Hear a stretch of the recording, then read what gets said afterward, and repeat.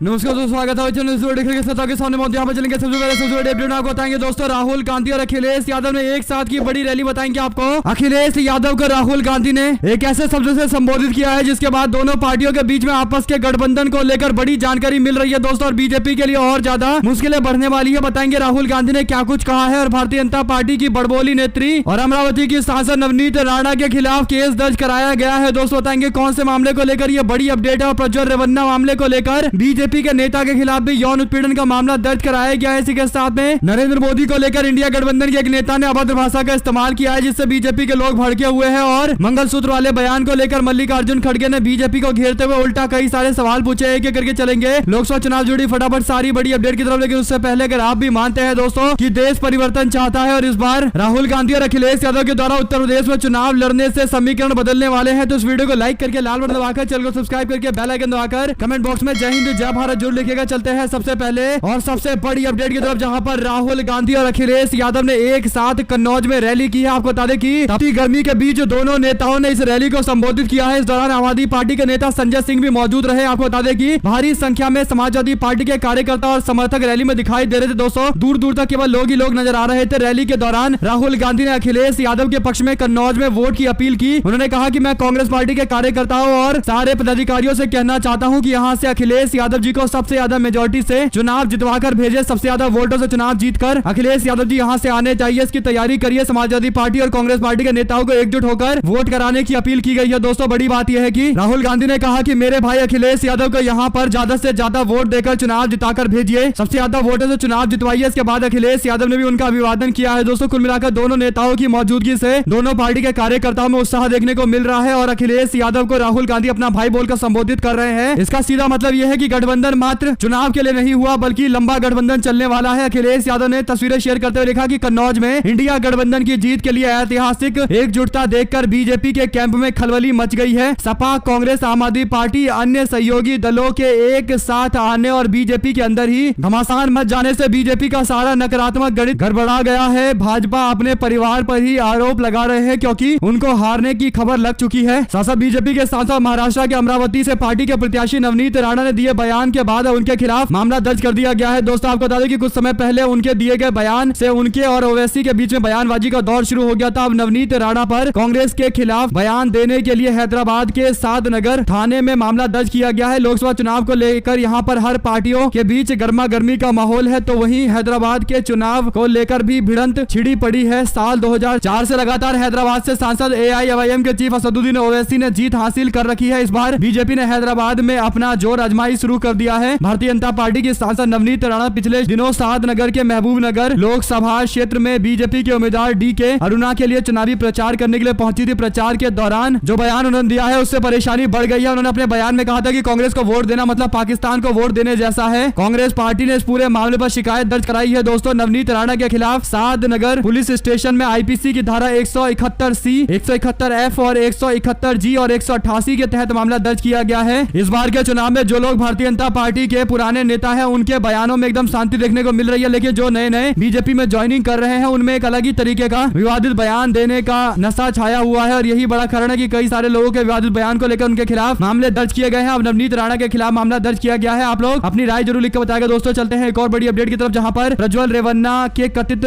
Scandal को उजागर करने वाले बीजेपी के नेता देवराज गौड़ा के खिलाफ उत्पीड़न के आरोप लगे हैं दोस्तों। मामले में FIR 1 अप्रैल को दर्ज की गई थी। हालांकि इसका खुलासा अब हुआ है जाकर देवराज गौड़ा वही शख्स है जिसने कर्नाटक के हासन से सांसद प्रज्वल रेवन्ना के कथित स्कैंडल को उजागर करने में मुख्य किरदार निभाई थी। देवराज गौड़ा के खिलाफ होले नरसीपुरा टाउन पुलिस स्टेशन में मामला दर्ज किया गया है। महिला के पति ने 30 मार्च को देवराज गौड़ा के खिलाफ कथित शिकायत दर्ज कराई थी। उन्होंने आरोप लगाया कि घर में घुसकर दुर्व्यवहार किया गया, धमकी दी गई। हालांकि माना जा रहा है कि मामला प्रॉपर्टी की बिक्री से जुड़ा हुआ है, लेकिन अब अचानक से एक और मामला सामने आने के बाद दोस्तों भारतीय जनता पार्टी के नेता के खिलाफ भी ये मामला चलने वाला है। प्रज्वल रेवन्ना को लेकर बीजेपी JDS से अपने आप को अलग थलग कर रही थी, लेकिन अब उसके नेता को लेकर ही ये बड़ी अपडेट सामने आ रही है दोस्तों। साथ साथ जैसे जैसे चुनाव आगे बढ़ते जा रहे हैं वैसे वैसे नेताओं के तेवर और जुबान और ज्यादा बिगड़ते जा रहे हैं। चुनावी रैलियों में, सभाओं में फिल्मी डायलॉग और फिल्मी अंदाज का इस्तेमाल किया जा रहा है, लेकिन मर्यादाएं भी टूट रही है। महाराष्ट्र के अंदर उद्धव ठाकरे के पार्टी के नेता संजय राउत और प्रियंका चतुर्वेदी ने कुछ इसी तरीके की मर्यादाएं लांघी है। दरअसल चुनाव के वक्त नेताओं के दिल दिमाग पर अक्सर ऐसे सियासी भूत कब्जा कर लेते हैं, उनसे इस तरह की भाषा और ऐसी तुलना करवा देते हैं। महाराष्ट्र के अहमदनगर में चुनावी रैली में उद्धव ठाकरे के संजय राउत के साथ भी ऐसा हुआ है। उन्होंने कहा कि छत्रपति शिवाजी महाराज का जन्म महाराष्ट्र में हुआ, इसलिए महाराष्ट्र का एक इतिहास है। औरंगजेब का जन्म गुजरात में हुआ था, इतिहास देख लीजिए, इसीलिए वह यानी गुजरात की मट्टी औरंगजेब की है और मिट्टी के ये दो व्यापारी हैं। कुल मिलाकर नरेंद्र मोदी और अमित शाह पर निशाना साधते हुए ये बातें कही गई है। दोस्तों, इसे विवादित मानते हुए बीजेपी के लोगों ने कार्रवाई की अपील की है। साथ लोकसभा चुनाव के चौथे चरण के प्रचार के बीच कांग्रेस पार्टी के राष्ट्रीय अध्यक्ष मल्लिकार्जुन खड़गे हैदराबाद पहुंचे। इस दौरान पत्रकारों से वार्ता करते हुए खड़गे ने दावा किया कि तेलंगाना में 5 में से 4 गारंटी पूरा करने जा रही है कांग्रेस पार्टी। कर्नाटक, हिमाचल प्रदेश और तेलंगाना में हमने काम करके दिखाया है। ये जानकारी देते हुए मल्लिकार्जुन खड़गे ने प्रधानमंत्री मोदी पर निशाना साधा और बोले, कहा 3 चरण के मतदान के बाद मोदी और शाह घबराए हुए हैं। डरने वाले लोग ऐसी बातें करते हैं, कभी इनको मुगल की याद आती है, कभी बीफ की याद आती है, कभी मुस्लिम लीग की याद आती है, कभी मंगलसूत्र की याद आती है। प्रधानमंत्री को एम से शुरू होने वाले शब्द काफी पसंद है। देश के प्रधानमंत्री टेम्पो से पैसा भरकर लाने की बातें करते हैं। अगर पैसा जा रहा है तो ईडी, सीबीआई और आईटी कहां पर है? क्या आप सो रहे हैं? बचपने जैसी बातें करना प्रधानमंत्री को शोभा नहीं देता। प्रधानमंत्री लोगों को बहकाने का काम कर रहे हैं। मैं प्रधानमंत्री से पूछना चाहता हूं कि आपने तेलंगाना की कितनी मदद की है? 50% आरक्षण बढ़ाने को लेकर भी नरेंद्र मोदी को चुनौती दी गई है। उन्होंने कहा कि कांग्रेस ये वादा कर रही है कि हम लोग 50% की लिमिट पार करेंगे, लेकिन आप इस पूरे मामले पर जवाब देने को तैयार नहीं हो। आप भी अपना स्टैंड क्लियर करिए। साथ साथ दोस्तों, दिल्ली के उत्पाद शुल्क मामले में दिल्ली के सीएम अरविंद केजरीवाल को बड़ी राहत मिली है। अरविंद केजरीवाल को सुप्रीम कोर्ट से अंतरिम जमानत मिली है। जानकारी के मुताबिक दिल्ली के सीएम 1 जून तक अंतरिम बेल पर बाहर निकल गए हैं। न्यायमूर्ति संजीव खन्ना, न्यायमूर्ति दीपांकर दत्ता की पीठ ने कहा कि कथित आबकारी नीति घोटाले से जुड़े धन शोधन मामले में गिरफ्तार अरविंद केजरीवाल को 2 जून को आत्मसमर्पण करना होगा और जेल वापस जाना पड़ेगा। साथ साथ दोस्तों, नरेंद्र मोदी ने जिस तरीके से अंबानी अडानी को लेकर टिप्पणी की है, ऐसा लग रहा है कि मीडिया में भी अब नरेंद्र मोदी को लेकर ब्लैकआउट शुरू हो चुका है। दरअसल दोस्तों, जिस तरीके से मीडिया दिन रात मोदी का जाप किया करता था, आजकल एकदम सन्नाटा दिखाई दे रहा है। राहुल गांधी ने नरेंद्र मोदी पर जोरदार निशाना साधा। लगभग सारी मीडिया ने उनके रैली को कवरेज दिया है। 9 तारीख को नरेंद्र मोदी कहीं पर भी रैली और रोड शो नहीं कर रहे थे, एकदम फ्रेम से बाहर थे। 10 तारीख की बात करें, यानी आज की बात करें, तो अरविंद केजरीवाल सुप्रीम कोर्ट से बाहर निकले हैं, तो पूरे मीडिया में अरविंद केजरीवाल की चर्चा चल रही है। राहुल गांधी, अखिलेश यादव की भी जमकर चर्चा चल रही है। दोस्तों, इंस्टाग्राम के साथ साथ फेसबुक और यूट्यूब पर भी अखिलेश यादव और राहुल गांधी के संयुक्त रैली को लेकर चर्चा चल रही है। तो कुल मिलाकर बीजेपी के लोग, खासकर नरेंद्र मोदी, जो प्राइम टाइम में मीडिया के सपोर्ट से दिन रात अपना चेहरा दिखवाते थे लोगों को, किसी न किसी न्यूज के तहत नरेंद्र मोदी की तस्वीर देखने को मिलती थी, अब ऐसा दिखाई नहीं दे रहा है। ऐसा लग रहा है कि मानो एक बड़ा ब्लैकआउट चल रहा है। नरेंद्र मोदी और बीजेपी के अन्य नेताओं का बहिष्कार चल रहा है। क्या चुनाव के 3 चरण होने के बाद लोगों का मन बदल गया है? क्या लोगों को समझ में आने लगा है कि स्थिति इस बार बीजेपी के खिलाफ जा रही है? साथ साथ दिल्ली के सीएम अरविंद केजरीवाल को सुप्रीम कोर्ट से जमानत मिली। इस पर शरद पवार ने प्रतिक्रिया देते हुए कहा कि मैं दिल्ली के मुख्यमंत्री अरविंद केजरीवाल को सुप्रीम कोर्ट के द्वारा दिए गए अंतरिम जमानत के आदेश का स्वागत करता हूं। भारत लोकतंत्र की खोज में दृढ़ है। ऐसे में दोस्तों, अगर आप लोगों को एक भी खबर अच्छी लगी हो तो इस वीडियो को लाइक करके, लाल बटन दबाकर चैनल को सब्सक्राइब करके, बेल आइकन दबाकर कमेंट बॉक्स में जय हिंद जय भारत जरूर लिखेगा। हमारे साथ लगातार जुड़े रहने के सभी दोस्तों, भाइयों, बहनों, मित्रों का बहुत बहुत धन्यवाद। आप लोग देख रहे थे। आपका अपना चैनल ज्यादा से ज्यादा शेयर कीजिएगा। जय हिंद।